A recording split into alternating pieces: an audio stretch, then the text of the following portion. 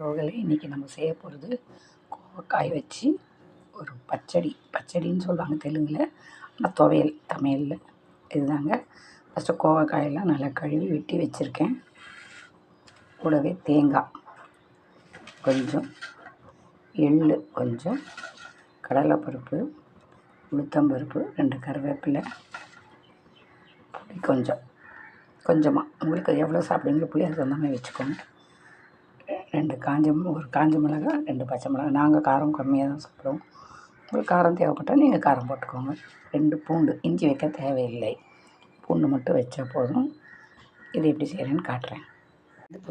அடுப்பை கொளுத்திட்டு அதில் எண்ணெய் வச்சுருக்கேன். எண்ணெயில் முதல் நான் கோவக்காய் தான் போடுறேன். ஏன்னா கோவக்காய் கொஞ்சம் வதங்கணும். ஏன்னா அதோடய தோல் கொஞ்சம் வெடிப்பாக இருக்கும். அதனால் கோவக்காய் கொஞ்சம் போட்டு நல்லா வதக்கிக்கலாம். அது அந்த வதங்குற நேரத்தில் நம்மளுக்கு அரைக்க மட்டும் இல்லை, நம்மளுக்கு டேஸ்ட்டும் கொஞ்சம் வதங்கினா ஒரு பச்சை வாசனை இல்லாமல் நல்லாயிருக்கும். அதுக்காக தான் கோவக்காய் நல்லா கொஞ்சம் வதக்கிக்கலான்னு சொன்னேன். பாருங்கள், கோவக்காய் லைட்டாக வதங்க ஆரம்பிச்சிருக்கு. இன்னும் கொஞ்சம் வதங்கணும். லைட்டாக சிவப்பும் வரக்கூடாது, லைட்டு பிங்க்கும் கோல்டு கலரும் மாறும்போது தான் எடுக்கணும். இப்போ பாருங்கள், நல்லா சுருண்டு வதங்கி வந்திருக்கு. இப்போ இந்த மாதிரி ஸ்டேஜில் இறக்கிறதுக்கு முன்னாடி தேங்காய் வச்சுருக்கேன் இல்லைங்களா, அந்த தேங்காவை கொஞ்சம் இதில் போட்டு 2 வாட்டு வாட்டிக்கோங்க. தேங்காவை போட்டு வாட்டுறதால என்ன பிரயோஜனம்னு கேட்டிங்கன்னா, தேங்காவை பச்சையாக போட்டு கூட சட்னி அரைக்கலாம், கூடாதுன்னு கிடையாது. ஆனால் சட்னி கொஞ்சம் நேரத்துக்கு மேலே கெட்டு போயிடும். ஒரு 2-3 ஹவர் நல்லாயிருக்கும். அப்புறமா சாயந்தரம் வரைக்கும் நைட்டு வச்சா சாப்பிட முடியாது.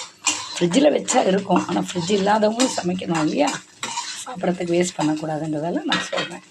2 வாட்டு வாட்டிட்டா டேஸ்ட்டும் வித்தியாசமாக இருக்கும். அதே நேரத்தில் தேங்காய் போட்டதால் சட்னியும் கெடாமல் இருக்கும், வதக்கி எடுத்தா. ஓகேவா? இவ்வளோ தாங்க. இப்போ நம்ம இதை எடுத்துக்கலாம், வழித்து எடுத்துக்கலாம். கடையில் கொஞ்சம் எண்ணெய் ஊற்றி, எண்ணெய் காஞ்ச உடனே உளுத்தம்பருப்பு, கடலைப்பருப்பு இது 2யும் போட்டு லைட்டாக பொன்னிறமானோடனே வறுத்து எடுத்துக்க வேண்டியது தான். போட்டு வதக்கிறேன். பாருங்கள், லைட்டாக ரொம்ப கலர் மாறக்கூடாது. இந்த மாதிரி கலர் இருக்கும்போது எள் வச்சுருக்கோம் இல்லைங்களா, அந்த எள்ளை போட்டுக்கோங்க. எள்ளு பொரிக்கணும், அதனால தான் எள்ளை போட்டுக்கோங்கன்னு சொன்னேன். ஸ்டவ்வையும் சிம்மு பண்ணிக்கோங்க, ஏன்னா வெடிக்கும். 2 பூண்டு, இது பாருங்கள் ப்ரௌன் கலர் லைட்டாக மாறுது அந்த பருப்புமையும். போட்டு ஒன்றா வதக்கிட்டு இப்போ இதே வழிச்சு எடுத்துக்கலாம்.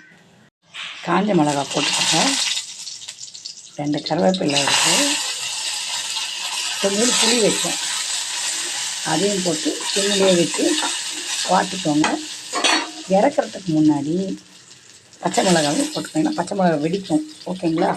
அவ்வளோதாங்க. இந்த மாதிரி வதங்கினாவே போதும், ஆஃப் பண்ணிடலாம். விட்டேன் கொஞ்சமாக, அதுக்கு தேர்ந்து உப்பு, அவ்வளோதாங்க. இதெல்லாம் மொத்தமாக போட்டு அரைச்சிட்டு உங்களுக்கு காட்டுறேன் பாருங்கள். உறவுகளே பாருங்கள், இதுதான் கோவக்காய் சட்னி.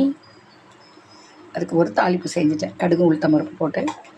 ரொம்ப ரொம்ப டேஸ்ட்டாக இருக்கும். இது டேஸ்ட் மட்டும் இல்லை, இது உடம்புக்கும் ஹெல்த்தி. எப்படின்னு கேட்டிங்கன்னா, சுகர்காரங்க கூட இதை விரும்பி சாப்பிட்லாம். தேங்காய் இல்லாமல் சாப்பிட்லாம், தேங்காய் வச்சாலும் அவ்வளோவா ஒன்றும் பண்ணாது.